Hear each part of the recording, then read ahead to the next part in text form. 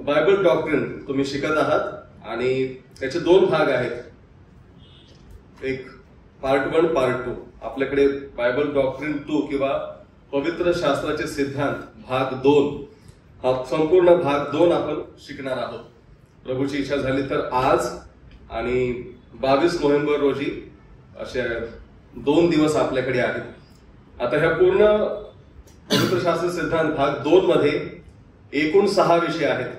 तुमच्याकडे नोट्स आहेत आणि त्या नोट्स मराठीमध्ये आहेत, इंग्लिशमध्ये आहेत. मराठीमध्ये अगदी संक्षिप्त नोट्स मी काढलेले आहेत त्याच्यामधून. काही ठिकाणी तुम्हाला टायपिंग प्रिंटिंग मिस्टेक आढळेल, कारण फॉन्ट कन्वर्ट करताना काही ठिकाणी थोडासा बदल झालेला आहे. परंतु लिंक लागेल, त्या ठिकाणी अनेक वचनं आहेत, तुम्ही वैयक्तिक त्याचा अभ्यास करू शकता. आपल्याकडे एकूण 6 विषय आहेत. एंजलॉलॉजी, देवदूतांविषयीचा अभ्यास. दुसरा आहे अँथ्रोपोलॉजी, मनुष्याविषयीचा अभ्यास. हॅमर्शिओलॉजी, पापाविषयीचा अभ्यास. सोटेरोलॉजी, तारणाविषयीचा अभ्यास. एक्लेसिओलॉजी, मंडळीविषयीचा अभ्यास. आणि एस्केटोलॉजी, भविष्यकालीन प्रसंगाविषयीचा अभ्यास. याच्यामध्ये तारणाविषयीच्या अभ्यासामध्ये भाग 1 आणि भाग 2 आहेत आणि एक्लेसिओलॉजी मध्ये देखील भाग 1 आणि भाग 2 आहेत. याच्या सगळे जे काही तुम्ही इथे पाहणार ते सगळं नोट्स मध्ये आहे, वचनाच्या संदर्भासहित आहे. म्हणून तुम्हाला नोट्स जास्त पाहायची गरज नाही, या ठिकाणी तुम्ही पाहू शकता. आज प्रभूची जर इच्छा झाली तर आपण पहिले 4 विषय, देवदूतांविषयीचा अभ्यास, मनुष्यांविषयीचा अभ्यास, पापाविषयीचा अभ्यास आणि तारणाविषयीचा अभ्यास भाग 1 आज आपण शिकणार आहोत. तशा आपण मग सूचना दिली त्याप्रमाणे आपण प्रार्थनेपूर्वक बसूया. प्रभू आपल्या सर्वांशी बोलो. अगदी गहन हे विषय आहेत आणि पहिल्या विषयाकडे आपण जात आहोत. पहिला विषय आहे एंजलॉलॉजी किंवा देवदूतांविषयीचा अभ्यास. मला विश्वास आहे की जे आपण लहानपणापासून बायबल वाचत आहोत, मंडळीमध्ये आहोत, तारण उद्धार पावलेले आहोत, आपणास अनेक विषयांमधून हा विषय देखील ठाऊक आहे, देवदूत. परंतु आज थोडं सिस्टमॅटिक रित्या आपण आणखी काही यांच्याविषयी समजून घेण्याचा प्रयत्न करणार आहोत. देवदूतांविषयीचा अभ्यास. जुन्या व नव्या अशा दोन्ही करारांमध्ये एंजल या शब्दाचा अर्थ निरोप्या असा आहे. देवाची किंवा सैतानाची सेवा करणारे जे आत्मे देवाने निर्माण केले आहेत त्यांना आपण देवदूत किंवा एंजल असे म्हणणार आहोत. एंजल शब्दाचा अर्थ काय होतो? निरोप्या. निरोप्या, एंजल किंवा देवदूत म्हणजे निरोप्या. निरोप्या म्हणजे एक संदेश घेऊन दुसऱ्या ठिकाणी पोहोचवणारा किंवा हा संदेश पुढे सांगणारा. एखाद्याने संदेश सांगितला तो पुढे जाऊन सांगणारा, निरोप्या. आणि अशा प्रकारे हे देवदूत जे आहेत त्यांचं हे कार्य आहे. त्यांचे अनेक कार्य आहेत, पण त्यांचा मुख्य जो त्यांचा अर्थ जर पाहिला, त्यांचं हे काम आहे निरोप देणं. आणि दोन्ही करारांमध्ये आपणास अनेक ठिकाणी, शेकडो ठिकाणी यांचा उल्लेख आढळतो. हे केवळ परमेश्वराचेच निरोपे आहेत असं नव्हे, तर सैतानाची सेवा करणारे देखील त्यांना देवदूत म्हणत नाहीत आपण, त्यांना आपण दुरात्मे म्हणतो किंवा पतन पावलेले दूत असं आपण म्हणतो. पुढच्या विषयाकडे आपण जाऊया. नेमका हा देवदूतांचा उगम कुठून झाला त्याची सुरुवात आपणास पाहणं गरजेचं आहे. कोणी सांगेल बरं? सांगू शकतं का याची सुरुवात कधी झाली? देवदूत कधी बनवले गेले? कसे बनवले गेले? कधीपासून आहेत?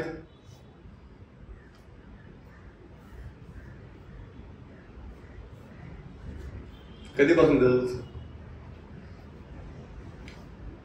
कुठे उल्लेख आढळतो का त्यांना निर्माण केल्याचा असं शास्त्रामध्ये? शक्यतो तो उल्लेख आढळत नाही. परंतु एक गोष्ट निश्चित आहे की देवाने त्यांना बनवलेलं आहे. अर्थात सर्व गोष्टींचा निर्माण करता परमेश्वर आहे आणि म्हणून देवाने त्यांना बनवले. आता त्यांचा उगम कधीपासून झाला? जसं आपण योहान शुभवर्तमान पहिला अध्याय वचन 3 मध्ये वाचतो की सगळं काही त्याच्याद्वारे, त्याच्यासाठी प्रभू येशू ख्रिस्ताच्या द्वारे निर्माण करण्यात आलं. आणि म्हणून दूत देखील हे सुरुवातीच्या निर्मितीमध्ये आहेत, जे परमेश्वराच्या द्वारे निर्माण करण्यात आले. कलसेकरस पत्र 1 अध्याय वचन 16 मध्ये आपण वाचतो, आकाशात आणि पृथ्वीवर असलेले दृश्य व अदृश्य असलेले राजे, अधिपती, सत्ताधीश किंवा अधिकारी असलेले जे काही झाले ते त्याच्यामध्ये निर्माण झाले. सर्व काही त्याच्याद्वारे व त्याच्यासाठी निर्माण झाले आहे. या ठिकाणी आपण निर्मितीचा प्रमुख प्रभू येशू ख्रिस्त पाहतो आणि प्रभू येशू ख्रिस्ताच्या द्वारे प्रभू येशू ख्रिस्तामध्ये सगळं काही निर्माण करण्यात आलं. इयोब अध्याय 38 आणि वचन 7 या ठिकाणी आपल्यास एक पुरावा आढळतो. तो असा की ज्यावेळेस विश्वाची निर्मिती झाली, ज्यावेळेस जग बनवण्यात आलं, त्यावेळेस देवदूतांनी हर्ष केला. ते वचन आपण वाचूया. इयोब अध्याय 38 आणि वचन 8. Job chapter 38 and verse 7.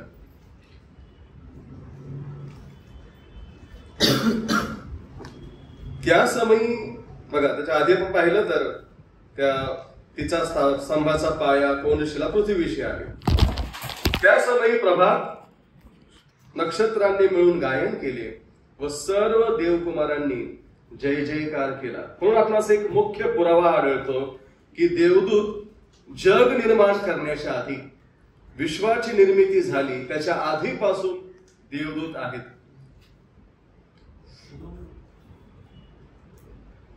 ज्यावेळेस देवाने देवदूत बनवले, एक सोबत बनवले. ते जसं मनुष्य पुनरुत्पादन करतात किंवा प्राण्यांपासून दुसरे प्राणी जन्माला येतात, मनुष्यापासून इतर मनुष्य जन्माला येतात, तसं देवदूतांविषयी नाही.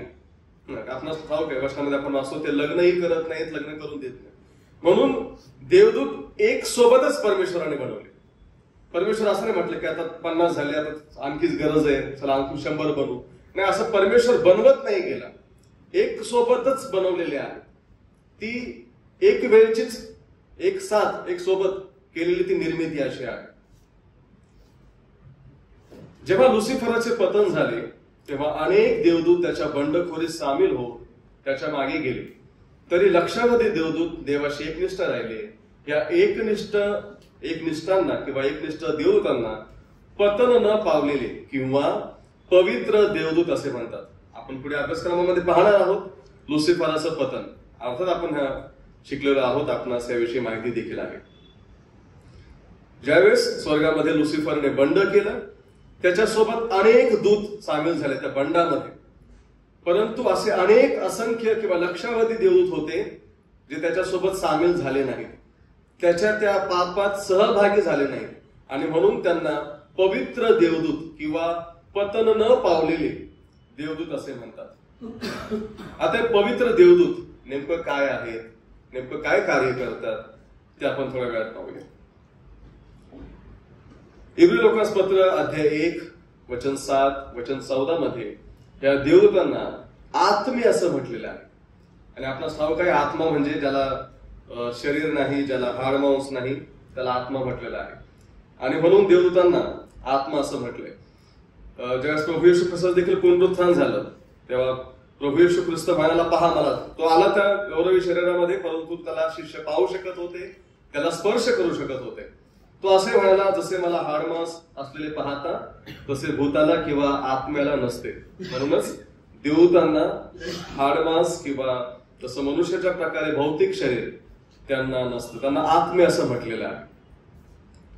चांगल्या दूतांना पवित्र असं म्हटलेलं आहे. मार्क शुभवर्तमान अध्याय 8 आणि वचन 38.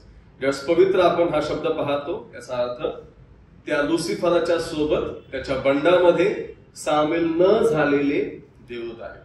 म्हणून पवित्र देवदूत आपण पाहतो ते चांगले देवदूत आहेत.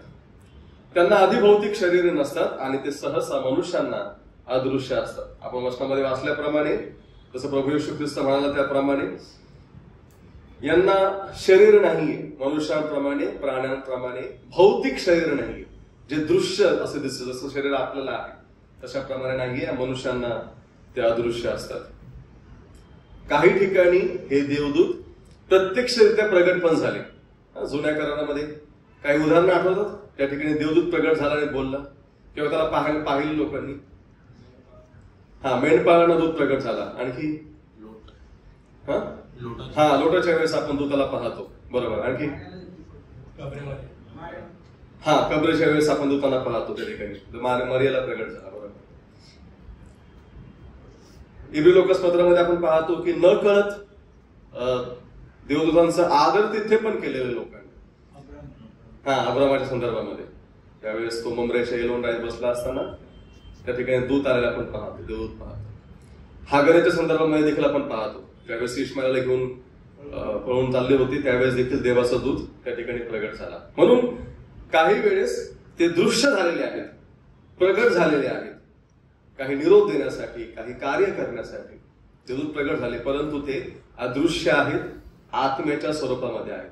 म्हणून ज्यावेळेस परमेश्वर त्यांना सांगतो, परमेश्वर अनुमती देतो किंवा काही कार्य सोपवतो, त्यावेळेस ते दृश्य स्वरूपामध्ये देखील मनुष्यांच्या पुढे प्रगट होतात. श्रेणीच्या दृष्टीने पाहिलं तर मनुष्याला देवदूतांपेक्षा किंचित कमी असे करण्यात आले आहे. जर आपण दर्जा पाहिला, स्तर पाहिला, तर देवदूतांपेक्षा मनुष्य हा किंचित कमी आहे. स्तोत्रसंहिता 8 मध्ये आपण पाहतो. का बरं? का मनुष्य कमी आहे दूतांपेक्षा? काय फरक आहे दूतांमध्ये मनुष्यामध्ये?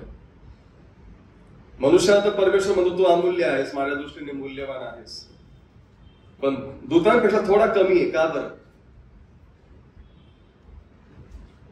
काय फरक आहे दूतांमध्ये मनुष्यामध्ये? ते लाडकेत का देवाच्या लाडकेत म्हणून ते अप्पर ग्रेडला आपण खाली असं. एक मुख्य फरक आहे तो असा, देवदूत अमर्त्य आहेत, ते मरत नाहीत कधी, ते मरत नाहीत कधी. आणि मग थोडासा फरक आहे, मनुष्याला शरीर नाशमान आहे. अर्थात मनुष्याला शरीर आहे, दूतांना नाही. दूत पवित्र आहेत, परमेश्वराच्या सानिध्यामध्ये आहेत, त्याची सेवा ते करतात, त्याचा आदेश ते पाळतात. पण एक मुख्य फरक आहे की ते अमर्त्य आहेत, ते कधी मरत नाहीत. दूत मरत नाही किंवा नष्ट होत नाही. जुन्या व नव्या करारामध्ये त्यांचा उल्लेख शेकडो वेळेस आलेला आहे, आपणास ठाऊक आहे. आता आद्य किंवा प्रमुख देवदूताचं नाव मिखाएल आहे. ठीक आहे. हा मिखाएल याला आद्य देवदूत किंवा प्रमुख देवदूत असं म्हटलेलं आहे. दानियल अध्याय 10 वचन 21, यहुदा वचन 9. आता ह्या प्रत्येकाला किंवा जे दूत आहेत, काही दूतांना काही मिशन दिलेले, काही सेवा दिलेली, आणि म्हणून मिखाएल या देवदूताची सेवा मुख्य करून इस्रायलासाठी आहे, इस्रायल राष्ट्रासाठी. पुढे आपण थोडंसं उल्लेख पाहणार आहोत. हा आद्य देवदूत त्याला असं म्हटलेलं आहे, मिखाएल प्रमुख देवदूत. आणखी एक आहे देवदूत जो आपल्या सर्वांच्या परिचयाचा आहे, गब्रिएल आपल्या परिचयाचा. तो एक चांगला देवदूत आहे आणि त्याचा उल्लेख आपण दानिएलमध्ये पण पाहतो आणि लूकमध्ये पण पाहतो. जुन्या करारामध्ये पण त्याचा उल्लेख नावासहित आहे आणि नव्या करारामध्ये पण त्याचा उल्लेख नावासहित आहे. अजून काय आहे का टर्म त्याला दूत आहेत किंवा ते सेवा करतात प्रभूची, असे कोण अजून आहेत का स्वर्गामध्ये? हे दोन नाव तर आपल्याकडे आहेत, मिखाएल आहे, गॅब्रिएल आहे. अजून कोण आहे? हा, सराफिम. हा, सराफिम. यशाया 6 मध्ये आपण सराफिम, त्या सराफिमचा अर्थच आहे जळणारे, बर्निंग. सराफिम आपण पाहतो त्यांना 6 पंख आहेत, दोघांनी ते उडतात, दोघांनी अंग झाकतात, दोघांनी मुख झाकतात, त्यांचं वर्णन. तर ते विशेष करून देवाच्या पवित्र सिंहासनाचे रक्षक आहेत असं म्हटलेलं आहे. आता हे रक्षक म्हणजे काय, परमेश्वराला भीती नाही बघा, त्याचं सिंहासन कोणी हिरावून घेईल, त्याच्या सिंहासनाला धक्का लागेल असं नाही, परंतु त्यांच्या सेवेच्या दृष्टिकोनामध्ये आपण पाहतो की ते देवाच्या पवित्र सिंहासनाचे रक्षक म्हणून किंवा देवाच्या पावित्र्यासमोर आपलं पावित्र्य झाकणारे आपण त्यांना पाहतो. आपलं गौरव देवासमोर झाकणारे ते आपण देवदूत असे पाहतो. त्यांना सराफिम असं म्हटलेलं आहे. आणि आणखी एक आहे करुबिम. करूब, त्याला करूब किंवा करुबिम. उत्पत्ती 3:24 मध्ये आपण त्याचा उल्लेख पाहतो, करुबिम. आणि जीवनाच्या झाडाकडे जाणाऱ्या मार्गाचे तो रक्षण करीत आहे. त्या ठिकाणी घर फिरणारी तलवार त्याच्या हातामध्ये दिलेली आहे, हे देखील आपण पाहतो. पुढे जाऊया. आता ह्या व्यतिरिक्त जुन्या करारामध्ये यहोवाचा दूत हा एक शब्द अनेक वेळेस आलेला आहे, एंजल ऑफ द लॉर्ड. त्या लॉर्ड मध्ये LORD कॅपिटल आहे मोस्टली, KJV किंवा NKJV मध्ये त्याचा उल्लेख आपणास आढळतो. आता एंजल ऑफ द लॉर्ड याला कधी परमेश्वराचा दूत किंवा प्रभूचा दूत असं म्हटलेलं. आपण मिखाएल विषयी पाहिलं, गॅब्रिएल विषयी पाहिलं, सराफीम आणि केरुबीम विषयी पाहिलं. पण त्या व्यतिरिक्त यहोवाचा दूत, प्रभूचा दूत, परमेश्वराचा दूत असा शब्द आलेला आहे. आता हा जो लॉर्ड शब्द आहे तो विशेष करून यहोवा किंवा परमेश्वर देवाला उद्देशून वापरलेला शब्द आहे. काही परिच्छेदामध्ये जिथे शब्द आढळतात तिथे हा दूत दैवी असल्याचे स्पष्ट दिसून येते. उदाहरणार्थ उत्पत्ती 16वा अध्याय वचन 11-13, निर्गमन 3:24 या ठिकाणी मोशेला तो दूत प्रगट झाला. आता सगळं जर का आपण काळजीपूर्वक अभ्यास केला तर आपल्याला समजून येतं की हा यहोवाचा दूत दुसरा तिसरा कोणी नसून कोण आहे? प्रभू येशू ख्रिस्त आहे. यहोवाचा दूत शब्द विशेष करून ज्या ठिकाणी आला तो प्रभू येशू ख्रिस्ताविषयी आलेला शब्द आहे. आता प्रभू येशू ख्रिस्त 2000 वर्षापूर्वी देह धारण करून या जगामध्ये आला, पण त्याआधी देखील त्याचं कार्य सुरू आहे. आणि म्हणून त्याचं ते जे दृश्य प्रगटीकरण आहे त्याला मॅनिफेस्टेशन म्हणतात. जुन्या करारामध्ये त्याने जो देह धारण करून लोकांपुढे आला त्याला थिओफेनी असं म्हटलेलं आहे. म्हणजे परमेश्वराचा दूत प्रभू येशू ख्रिस्त देह धारण करून लोकांपुढे आला. लोकांनी त्याला पाहिलं, एक दूत म्हणून पाहिलं, यहोवाचा दूत. त्याला थिओफेनी हा शब्द वापरतात. आणि म्हणून दैवत्वामधला किंवा त्रिएक परमेश्वरामधला आपण पाहतो दुसरा व्यक्ती हा जुन्या करारामध्ये देखील प्रगट झालेला आहे.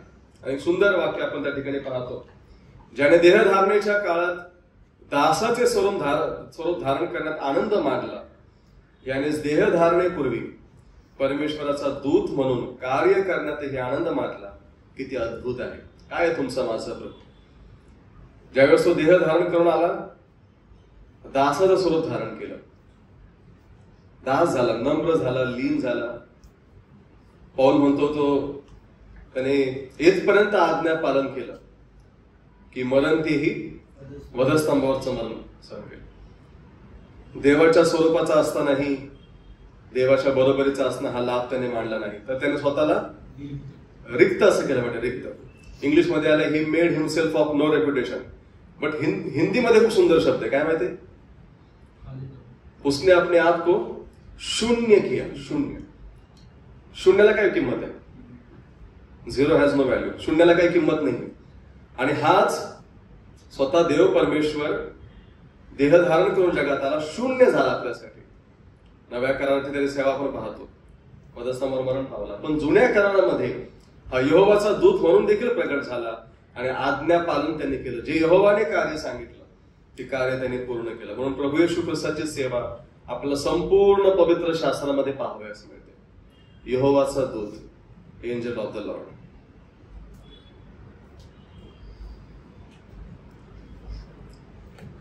आता ह्याच दूतांविषयी आणखी काही पाहूया. लुसिफराच्या आव्हानास प्रतिसाद देण्यास विरोध करून चांगले देवदूत पवित्रतेत निश्चित झाले. आता ते देवाचे व देवाच्या लोकांचे सेवक म्हणून कार्य करत आहेत. त्यावेळेस लुसिफराने बंड केलं, त्याच्या बंडात सामील झाले नाहीत, ते निश्चित ठरले, ते पवित्र आहेत. त्यांनी ते त्याच्या बरोबर बंड करण्यामध्ये किंवा त्याच्या पापात सामील होण्यामध्ये आनंद मानला नाही, त्याने विरोध केला. आणि आता हे देवाचे पण सेवक आहेत, देवाच्या लोकांचेही सेवक आहेत. मनुष्यांप्रमाणे ह्या देवदूतांना देखील बुद्धिमत्ता आहे.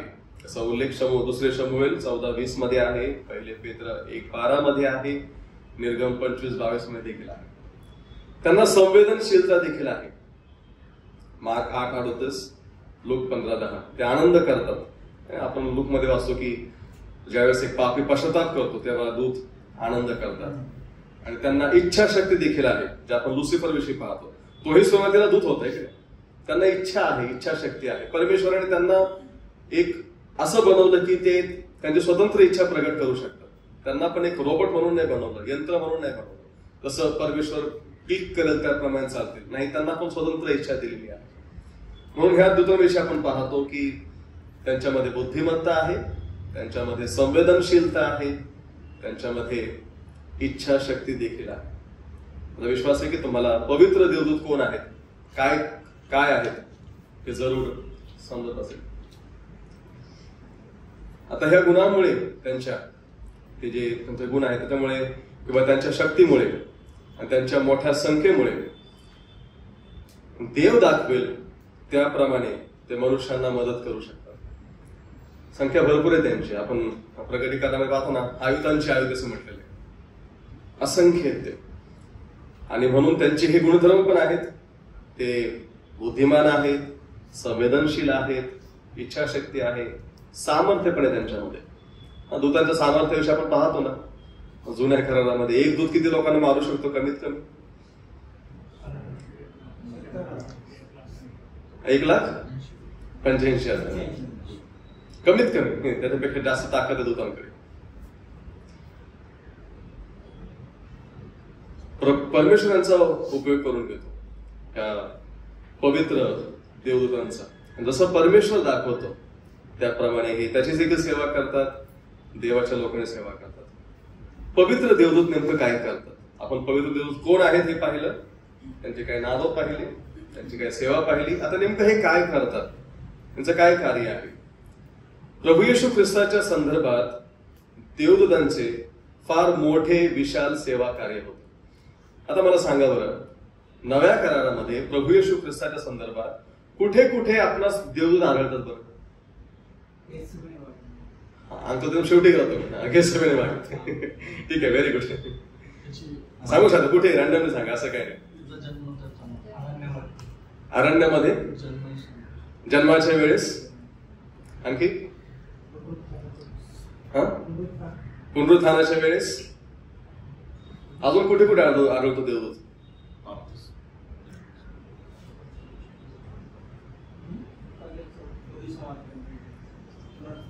पुनरुत्थानाच्या वेळेस आहे, बरोबर ना.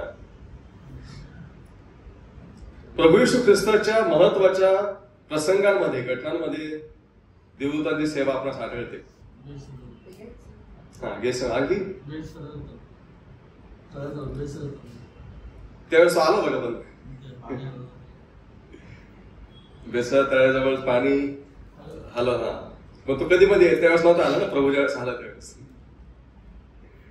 त्याच्याविषयी जर का अभ्यास केला तर काही जणांचं असं देखील मत आहे की ती एक काल्पनिक कथा होती, ते वास्तविक होत नव्हतं, त्यांची कल्पना होती ती. कारण अशा प्रकारे कधी आरोग्य परमेश्वराने दिलं नाही. आरोग्य देणारा परमेश्वर दूतामध्ये ते सामर्थ्य नाही. त्याशिवाय काही ठिकाणी वाद आहेत, परंतु असं बऱ्याच जणांचं म्हणणं आहे की ती एक दंतकथा होती. त्यांना असं वाटायचं की तसं होईल म्हणून, तसं काय होत नव्हतं असं म्हटलं जातं. आपल्या विषयाकडे येऊया, पाहूया गे. आता सर्वात पहिलं सृष्टीच्या निर्मितीच्या वेळेस, कारण प्रभू येशू ख्रिस्तामध्ये त्यांना बनवण्यात आलं, बरोबर. आणि आपण मगाशी पाहिलं की त्यांनी जय जयकार केला. म्हणून सृष्टीच्या निर्मितीच्या वेळेस ज्यावेळेस त्यांना प्रभू येशू ख्रिस्तामध्ये निर्माण करण्यात आलं, त्यांनी जय जयकार केला. म्हणजे त्यांनी अप्रत्यक्षरित्या प्रभू येशू ख्रिस्ताची स्तुती केली. हे आपण आधीच पाहतो. त्याचा उल्लेख योग 38:7 आपण मगाशी वाचलं, योहान 1:3 मध्ये आहे. त्यांनी बाप्तिस्मा करणाऱ्या योहानाच्या आणि प्रभू येशू ख्रिस्ताच्या जन्माचं भविष्य वर्तवलं, बरोबर.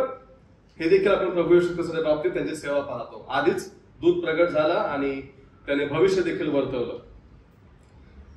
ज्यावेळेस प्रभू येशू ख्रिस्ताचा जन्म झाला त्यावेळेस मेंढपाळांकडे जाऊन त्यांनी प्रभू येशू ख्रिस्ताच्या जन्माची घोषणा केली. ख्रिस्ताची परीक्षा झाल्यानंतर त्याची सेवा करण्यासाठी ते आपणास अरण्यामध्ये देखील आढळतात. असं म्हटले, देवदूत येऊन त्याची सेवा करू लागले. गेत्सेमने बागेमध्ये ज्यावेळेस प्रभू येशू ख्रिस्त अत्यंत व्याकुळ आणि विव्हळ झाला होता त्यावेळेस त्याला त्यांनी शक्ती दिली, हे देखील आपण पाहतो. गेत्सेमने बागेत ते त्याची बाजू घेऊन त्याचे रक्षण करण्यास तयार होते. ज्यावेळेस पेत्राने तलवार चालवली त्यावेळेस प्रभू येशू ख्रिस्त म्हणला, तलवार चालवू नकोस, तुला काय वाटतं मी जर आज्ञा केली तर 12 तुकडे येतील खाली, काय असं म्हटलं. तर तयार होते ते, फक्त प्रभूच्या आज्ञेची वाट पाहत होते. प्रभूने आज्ञा केली, खाली येऊन सगळ्यांना भस्म केलं होतं त्यांनी. त्यावेळेस देखील ते तयार होते.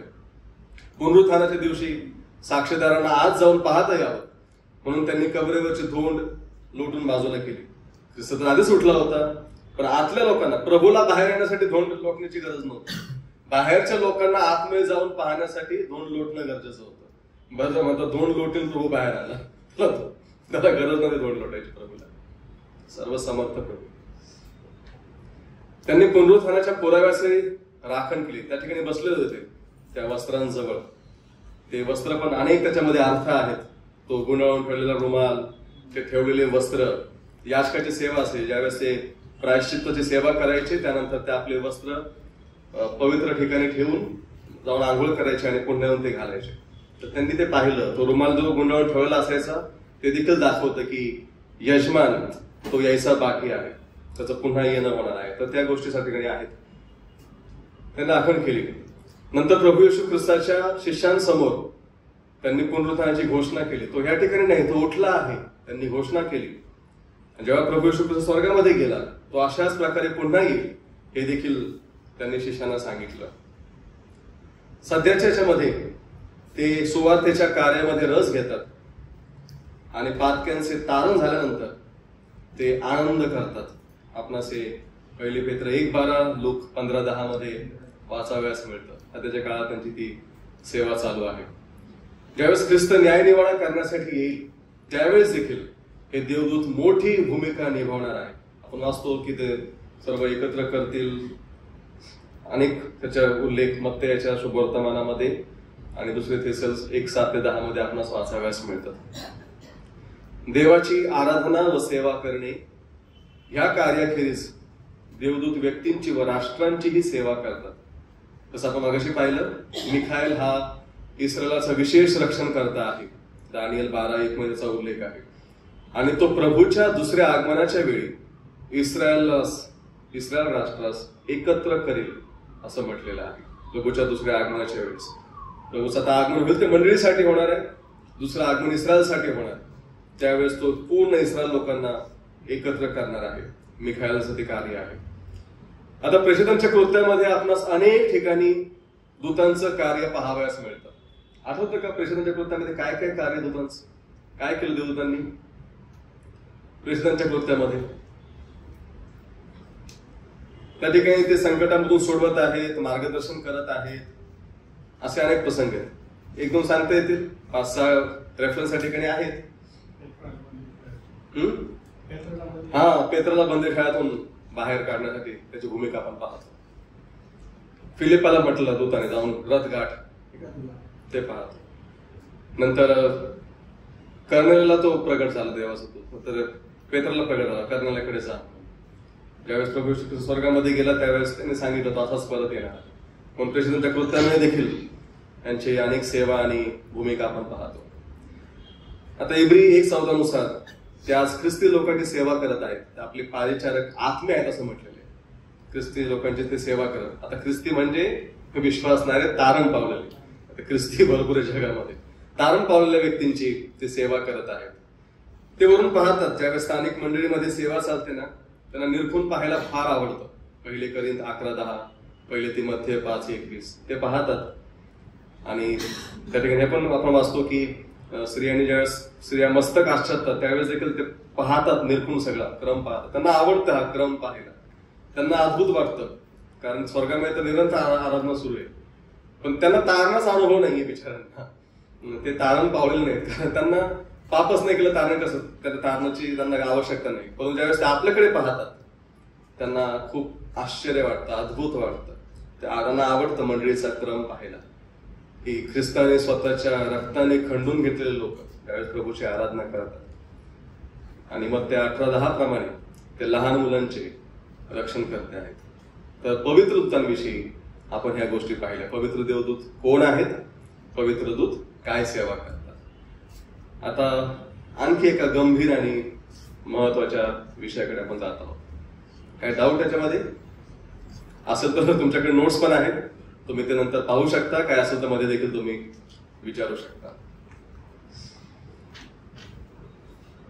चला, एक गंभीर आणि महत्वाचा विषय, सैतान. दूतांच्या संदर्भात शिकताना आपण याच्याविषयी पाहणार आहोत. त्याला बाजूला ठेवून कसं करायचं. देवाने सर्व काही त्याच्या गौरवासाठी निर्माण केले. त्याने काही अस्तित्वांना मुक्त इच्छेसह उत्पन्न केले. देवदूत आणि मनुष्य हे दोन्ही योग्य किंवा अयोग्य करण्याचा निर्णय घेऊ शकतात. ह्यातील काही मुक्त जीवांनी त्यांना मिळालेल्या अधिकारांचा गैरवापर केला आणि त्याच्या निर्माणकर्त्याच्या आज्ञांचा भंग केला. ही गोष्ट सैतान, पतित दूत आणि पापिष्ट मनुष्य यांच्या अस्तित्वावरून सिद्ध होते. देवाने त्यांना तशा अवस्थेत निर्माण केलेले नाही याची आपण खात्री बाळगू शकतो. जेव्हा येशूने सैतानाचा उल्लेख तो प्रारंभापासून मनुष्य घातकी होता म्हणजे खुनी होता असा केला, तेव्हा सैतानाने जेव्हापासून देवाविरुद्ध बंडखोरी केली तेव्हापासून तो खुनी होता असं त्याला म्हणायचे. देवाने सैतानाला निर्माण केले तेव्हापासून तो पातकी नव्हता. देवाने स्वतंत्र इच्छेसह बनवलेले दूतांना पण आणि मनुष्यांना पण. आता यांच्यापैकी काहींनी म्हणजे स्वतंत्र इच्छेने किंवा ज्यांना स्वतंत्र इच्छा आहे अशा जीवांना परमेश्वराने ज्यावेळेस बनवलं त्यापैकी काही जीवांनी त्या स्वतंत्र इच्छेचा गैरफायदा घेतला आणि त्यापैकी पहिला आहे तो लुसिफर किंवा सैतान. प्रभू येशू ख्रिस्त म्हणाला तो प्रारंभापासून मनुष्य घातकी आहे म्हणजे ज्यापासून त्याने बंडखोरी केली तेव्हापासून त्याला पापी म्हणून असं निर्माण करण्यात आलं नव्हतं. संदेशांच्या ग्रंथातील 2 परिच्छेद सैतानाच्या मूळ पतनाचा उल्लेख करतात. हे महत्वाचं आहे असा सर्वसाधारण विश्वास आहे. यशया अध्याय 14 वचन 13 ते 20 असं त्या ठिकाणी आपण वाचतो ते बाबेलच्या राजाला उल्लेख करून ते लिहिलेलं आहे. आणि यहेजकेल अध्याय 28 वचन 11 ते 19 सोरेच्या राजाला उद्देशून लिहिलेलं आहे.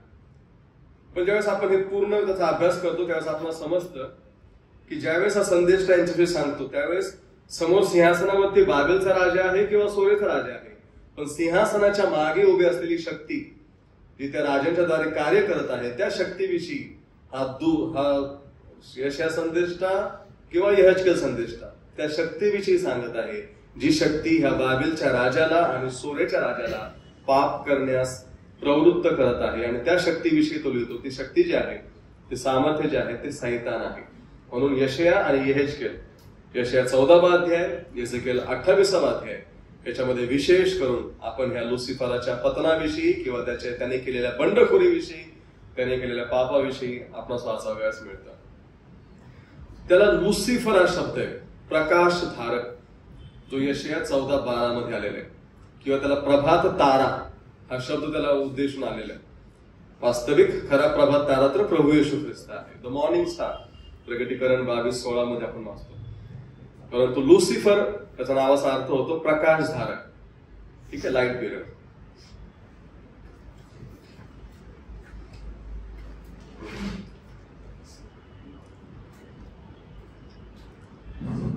आता ह्या लुसिफरला शास्त्रामध्ये आपण वाचू त्याप्रमाणे त्याला कारभाराचे फार उच्च स्थान मिळाले होते. ज्यावेळेस आपण यहेजकेल मध्ये वाचतो तो अतिशय सुंदर आणि बुद्धिमान असा आपणास आढळतो. हा जो लुसिफर किंवा सैतान जो आहे जो प्रारंभी कोण होता देवदूत. ठीक, तो प्रारंभापासून पापी नाही पण त्याला एक उच्च स्थान परमेश्वराने दिलेलं होतं. पण यशया 14 मध्ये आपण पाहतो तो असं म्हणाला मी आकाशात चढेन, मी स्वतःचं सिंहासन उच्च करीन, मी परात्परा समान होईल, मी याच्यावर विराजमान होईल. त्याने परमेश्वरापेक्षा थोडं वर जाण्याचा एक विचार केला. त्याच्या मनामध्ये त्याचे असलेले बुद्धिमानी त्याच्या असलेले सुंदरता त्या घमंडाने त्याला तो भरला आणि त्याने विचार केला मी देवापेक्षाही वर असा होईल, देवापेक्षा उच्च असा होईल. आणि आपण शास्त्रामध्ये वाचतो त्याप्रमाणे ज्यावेळेस त्याने ते बंड केलं त्याच्याबरोबर अनेक असं म्हणतात की कमीत कमी 1/3 1/3 ते दूत सैतानाच्या बाजूने झाले, त्याच्या पापामध्ये सहभागी झाले, त्याच्याबरोबर पतन पावले. मग त्यांना लगेच परमेश्वराने ताबडतोब त्याच्या समक्षतेमधून काढून टाकले.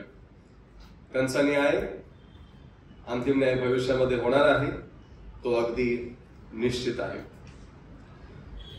आता पवित्र शास्त्र आपणास सैतानाचे कार्य त्याचे चारित्र्य त्याचे व्यक्तिमत्व हे शिकवतं आणि त्याला काही नावं दिलेली गेली आहेत.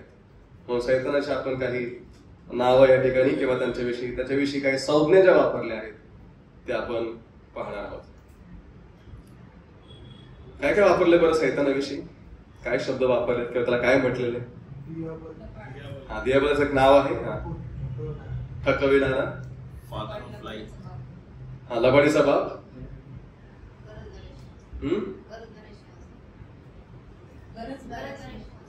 गरजणारा सिंहासारखा. बरोबर. त्याचा उल्लेख दुष्ट असा केलेला आहे, विकेट वन, दुष्ट.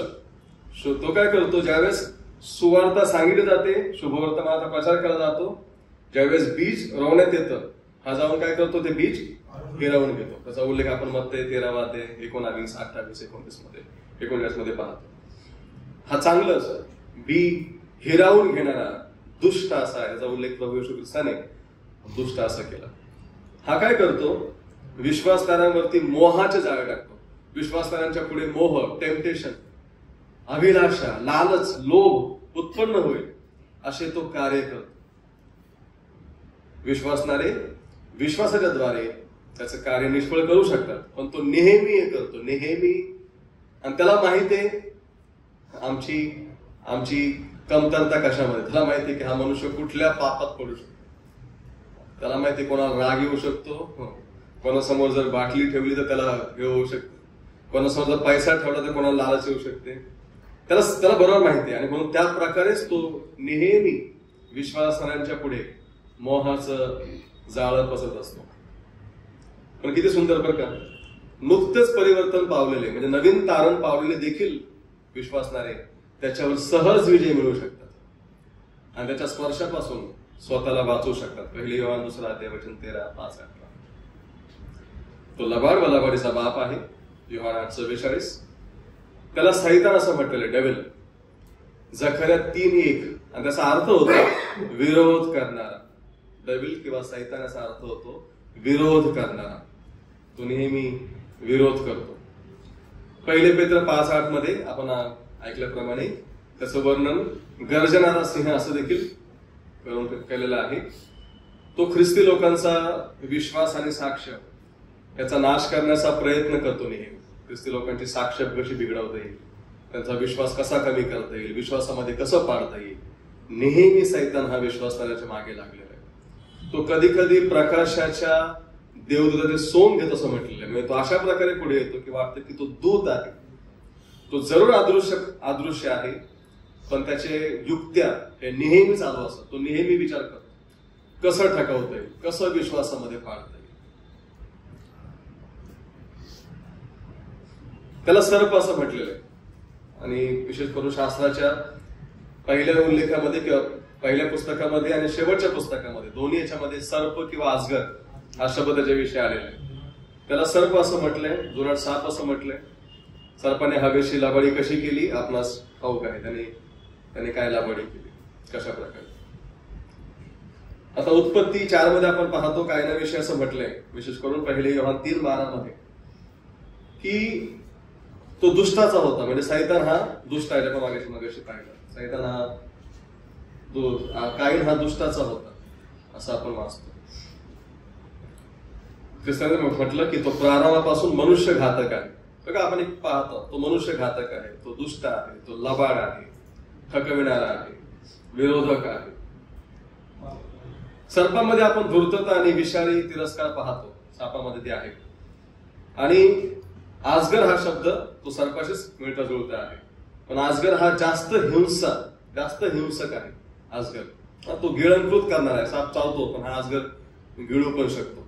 आणि आजगर पण उल्लेख त्याच्याविषयी आलेला आहे. विशेष करून आपण प्रगटीकरणामध्ये पाहतो. प्रगटीकरण 20व्या अध्यायामध्ये आहे, 12व्या अध्यायामध्ये आहे. सुरुवातीला सर्प, शेवटी आजगर, त्याच कॅटेगरी मधला त्याचा उल्लेख आपण पाहतो. तसं आपण ऐकलं दियाबल असं एक आणखी नाव आहे. आणि हा याचं ग्रीक मध्ये याचं भाषांतर जे आहे, वास्तवाचा अर्थ असा आहे दोषारोप करणारा. तो विरोध करणारा आहे, तो दोषारोप करणारा देखील आहे. आता त्याचा हा जो शब्द विशेष करून दियाबल 4 मार्गाने त्याला एक्सप्लेन केलेले, 4 प्रकारे.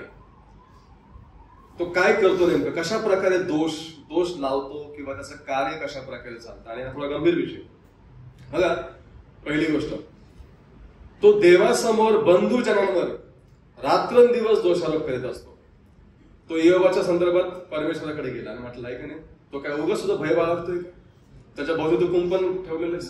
तो दोषारोप करू लागला योबाविषयी.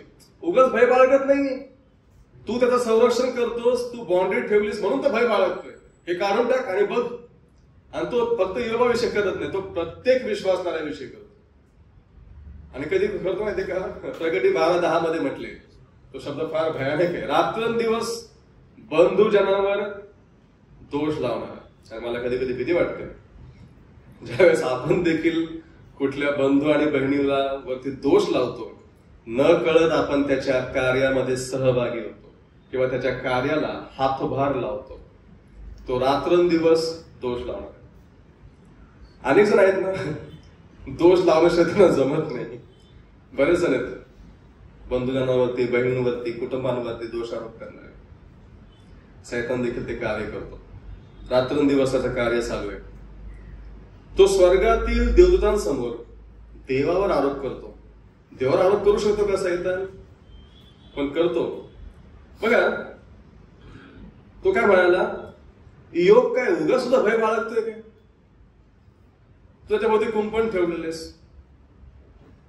त्याला असं म्हणायचंय की तो पण पापीच आहे, योग देखील पापी आहे, त्याला तू सांभाळतोस. आणि आम्हीच पाप केलं की आम्हाला लगेच खाली टाकून दिलंस. त्याला तो राग आहे आधीपासून. आणि तो नेहमी अशा प्रकारे, जसं काय देव पक्षपाती आहे हे तो नेहमी दाखवण्याचा प्रयत्न करतो की देव पक्षपात करतो. आणि तो हे विश्वासणाऱ्यांच्या मध्ये पण करतो देवावरती आरोप. हा देव त्यांनाच आशीर्वाद देतो, तुम्हाला देत नाही. तो हा देवाविषयी संशय घेण्यास विश्वासणाऱ्यांना भाग पाडतो, हे दाखवून की देव पक्षपात करतो. आणि तो नेहमी हे दाखवणार. ते एवढं पाप करते त्यांच्या जीवनामध्ये असेल तरी त्यांना बरकत आहे. देवा तू काय असं कसं देव आहेस? बरेच जण बोलतात. आणि त्याला हेच दाखवायचंय, आम्ही पाप केलं की आम्हाला खाली टाकून दिलं आणि सगळे पाप त्यांच्या भोवती कुंपण ठेवलेस. अशा प्रकारे तो देवाला किंवा देवाच्या चारित्र्याची नालस्ती किंवा निंदा तो नेहमी करण्याचा प्रयत्न करतो. सैतान मनुष्याशी बोलत देवावर दोषारोप करतो. हवेशी बोलला ना, हा तुम्ही मरणार नाहीत, ती म्हटली होती, आम्हाला सांगितलं, आज्ञा दिली की सगळं खाऊ शकता. तिने थोडं ऍड पण केलं त्याच्यामध्ये ना, थोडं वाढून बोलली होती. काय बोलली होती वाढून? हे तर प्रभू बोललं होतं, बागेतल्या सगळ्या झाडांची फळं खाण्याची मोकळीक आहे, परंतु मधल्या झाडाचं फळ खाऊ नका, एवढी ती बोलली. तर तिने आणखी थोडं वाढून बोलली, हा स्पर्शही करू नका. प्रभू नव्हता म्हटलं स्पर्श करू. मी असा विश्वास करतो, जर ती म्हटली असती ना, परफेक्ट जर बोलली असती ना, असं तो पळून गेला असता. कारण ते वचन होतं, जे परमेश्वर बोलला एक्झॅक्ट ते जर ती बोलली असती तर ते वचन झालं असतं. तिने ऍड केल्यामुळे भेसळ केली तिने, आणि म्हणून त्याला चान्स भेटला. प्रभू येशू ख्रिस्ताची ज्यावेळेस परीक्षा पाहिली, प्रभू येशू ख्रिस्ताने एक्झॅक्ट वचन कोट केलं, तो वचन बोलला, त्यामुळे त्याचं चालू शकलं नाही. आणि म्हणून वचनामध्ये भेसळ नाही करायची. कधी सुवार्ता सांगताना भेसळ नाही करायची. तुमच्या अकाउंटमध्ये पैसे येतील, तुमची गरिबी दूर होईल, मग कार्य नाही करत प्रभू. आणि तुम्ही सगळे देवाचे लेकर नाही, असं कुठं म्हटलेलं नाही. सगळे देवाचे लेकर, ज्यांनी विश्वास ठेवला, ज्यांनी स्वीकार केला, त्यांना देवाची मुलं होण्याचा अधिकार दिला. पण डेअरिंग लागते म्हणायला की तुम्ही सैतानाचे लेकर. म्हणून वचनामध्ये कुठेही किंवा सुवार्तेमध्ये कुठे जर भेसळ केली, आपल्या मनचं सांगितलं ना, मग देव कार्य नाही करत. मग त्या ठिकाणी सैतानाला चान्स मिळतो. अर्थाचं कार्यच आहे चांगलं बी हिरावून घ्यायचं, पण त्याला आपण का निमित्त बनतो.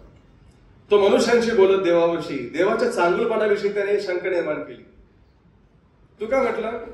तिने सांगितलं, तू म्हणा नाही मरणार नाही तुम्ही. देवाचा चांगुलपणा त्या ठिकाणी होता. देवाने त्यांना आज्ञा दिली होती. त्यांनी शंका निर्माण केली, त्यांनी दोषारोप केला. आणि तो काय म्हटला, देवाला ठाऊक आहे, ज्या दिवशी तुम्ही फळ खाल त्या दिवशी तुम्ही त्याच्यासारखे व्हाल किंवा बरे वाईट जाणणारे व्हाल. तर त्यांनी काय सांगितलं माहितीये का, देवाची इच्छा नाही तुम्ही फळ खावं, कारण जर तुम्ही फळ खाल्लं ना तुम्ही त्याच्यासारखे व्हाल. देवाच्या चांगुलपणाविषयी, देवाच्या आज्ञेविषयी त्याने शंका घेण्यास तिला भाग पाडलं. तो आम्हामध्ये येऊन आम्हास एकमेकांवर दोषारोप करण्यास प्रवृत्त करतो. करिंथकरांच्या विषयी हे झालं. करिंथचे लोक आणि पावलामध्ये त्यांनी सैतानाने कार्य केलं होतं, आणि ते लोक जसा आदर पावलाचा करायला पाहिजे करत नव्हते.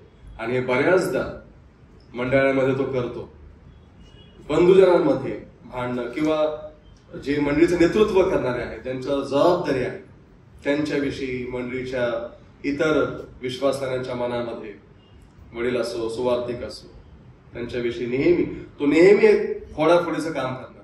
तो बंधुजनावरती दोषारोप लावतो आणि दोषारोप लावण्यासाठी प्रवृत्त देखील करतो.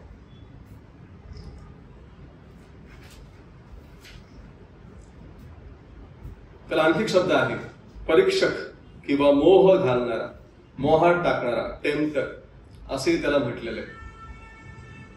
तो यशस्वी झाला आदम आणि हव्वा यांना मोह घालण्यामध्ये. त्याने देहाची वासना, तो म्हटला हे खाण्यास चांगले, डोळ्यांची वासना, दिसण्यात मनोहर, शहाणे करण्यास इष्ट, संसाराची खुशारकी, ह्यांच्याद्वारे त्यांनी पाप करण्यास साध घातली त्यांना. आणि तुम्हाला सांगू द्या, नेहमी पवित्र शास्त्रामध्ये कुठलंही पाप घ्या, या 3 कॅटेगरीमध्ये, या 3 भागामध्ये ते कुठलं पाप आहे. एकतर देहाची वासना, डोळ्यांची वासना किंवा घमंड, खुशारकी.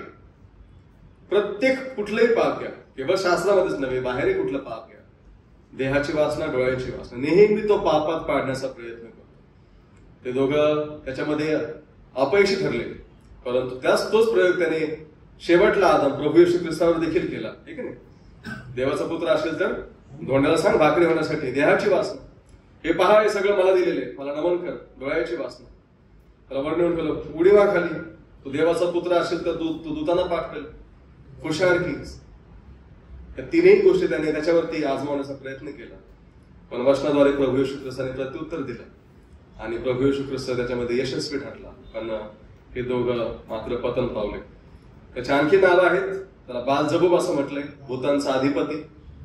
त्याला अंतरिक्षातील राज्याचा अधिपती म्हटलेले, ह्या जगाचा अधिकारी म्हटले, या युगाचं दैवत देखील त्याला असं म्हटलेलं. ही वर्णने सैतान मनुष्यामध्ये कसे फार मोठे कार्य करीत आहे, तो जगावर अधिकार चालवत आहे व त्याला कसे फसवत आहे आणि खोट्या धर्माची स्थापना व त्याचा प्रसार करून हे फसवणुकीचे कार्य कसे पुढे नेत आहे हे दर्शवतात. तो काय करतो आज माहितीये का? केवळ इतर धर्म नव्हे, परंतु ख्रिस्तीमध्ये धर्मामध्ये देखील त्याने अनेक पंथ निर्माण केले. तो खोट्या धर्मव्यवस्थेची स्थापना करतो आणि देवाचं महत्व कमी करण्याचा प्रयत्न करतो. इतकंच केवळ नव्हे, हा सैतान बऱ्याचदा तो अस्तित्वात नाही हे देखील दाखवण्याचा प्रयत्न करतो.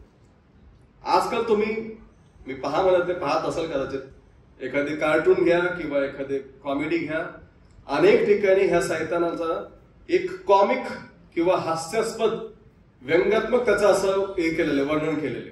त्याच्यावर कॉमेडी करणं, सैतानाविषयी हसणं, किंवा सैतान भूत घाबरलं, दुष्ट घाबरला, अशा प्रकारे त्याला एक कॉमेडी कॅरेक्टर करून ठेवलंय. आणि त्याला ते पाहिजे सैतानाला, कारण जेवढे मनुष्य त्याचं अस्तित्व नाकारतील तितकंच ते देवाचं अस्तित्व नाकारतील. जर देव आहे तर सैतान जरूर आहे, आणि जर सैतानच नाही तर देव पण नाही. आणि म्हणून तुम्ही पहा ना, बरेच जण म्हणतील नाही भूत बीत देव काय प्रकार, सैतान काय प्रकार नाही, हे तुमचं वहम आहे, तुम्हाला भास आहे. पण सैतान आहे, त्याचं हे हत्यार आहे की तो असं काही करून ठेवणार, खोटा धर्मस्थापना, खोटा विश्वास, आणि असं करणार की लोकांनी तो विश्वास नाही ठेवला पाहिजे किंवा त्याला हलक्यात घेतलं पाहिजे. केवळ त्यालाच नव्हे, दूतांना देखील हलक्यामध्ये घेता कामा नये. बरेच जण देवदूतांविषयी पण टिंगल करतात, असं होता कामा नये. काही इतर जे टीकाकार आहेत, ख्रिस्ती नव्हे परंतु जे बाहेरचे आहेत, तेव्हा की ते पर्याय आहेत आणि ते मुली आहेत, असा काही प्रकार नाही.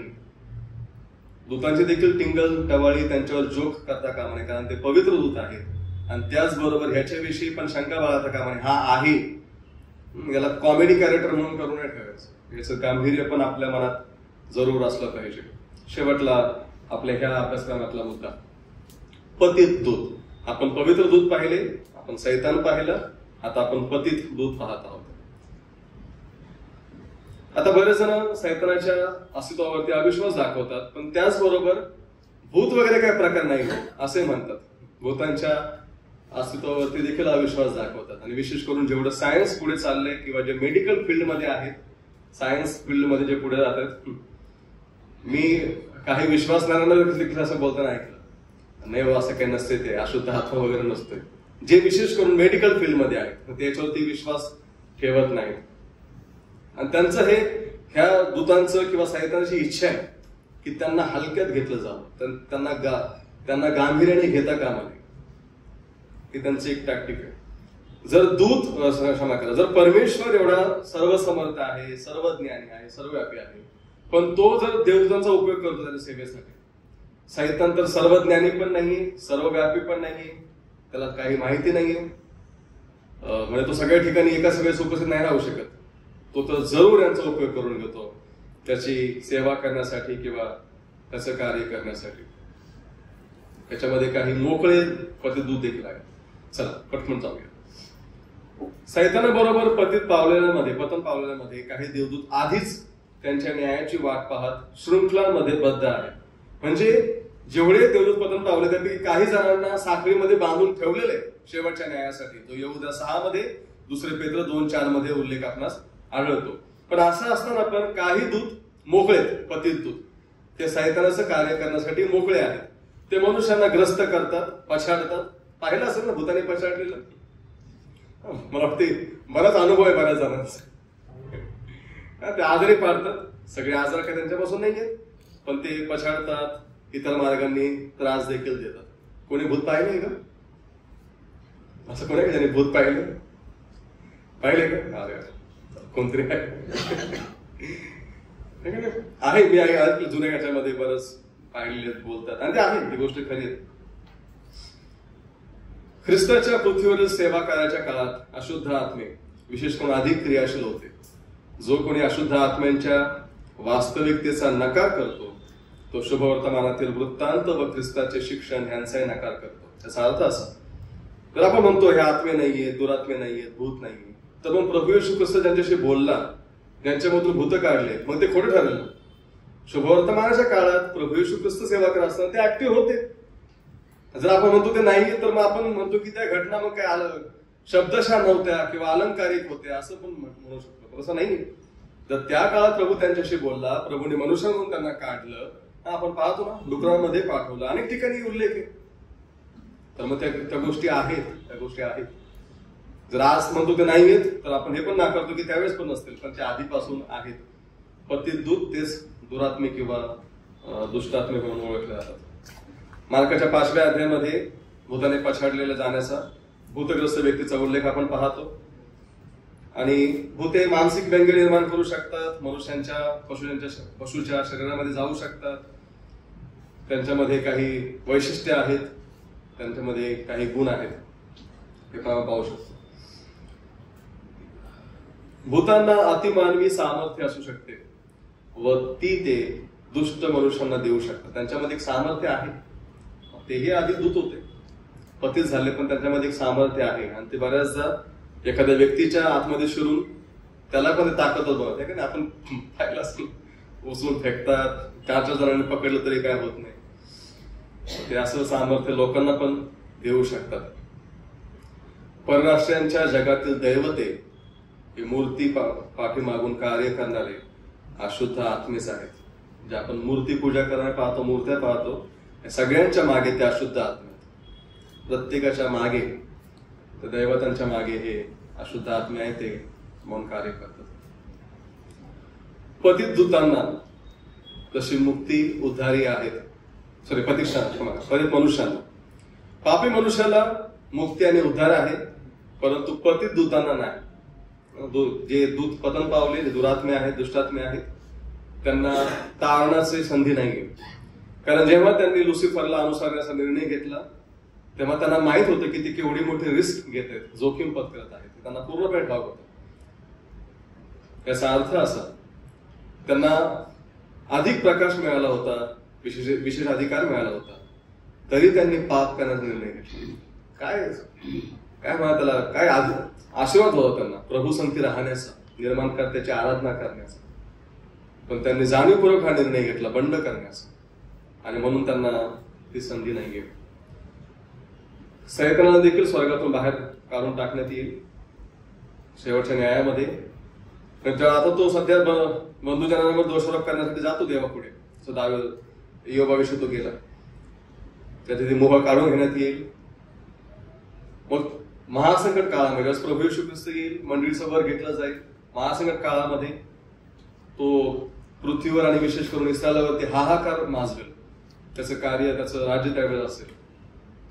त्यानंतर प्रभू येशू ख्रिस्त येईल, सैतानाबरोबर युद्ध होईल. 1000 वर्षाचं शांतीचं राज्य आहे.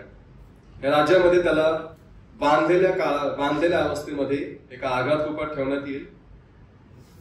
राज्य संपल्यानंतर त्याला थोडं मोकळं करण्यात येईल तो पुन्हा विध्वंस करेल, पुन्हा थोडं बंडखोरी करण्याचा प्रयत्न करेल, थोडा वेळ असेल पण तो जास्त प्रमाणात ते करेल, आणि मग शेवटी त्याला अग्नी आणि गंधकाच्या सरोवरात टाकून देण्यात येईल. तेथे तो युगानुयुग यातना भोगत राहील. असा येतानाचा दूतांचा अंत असा.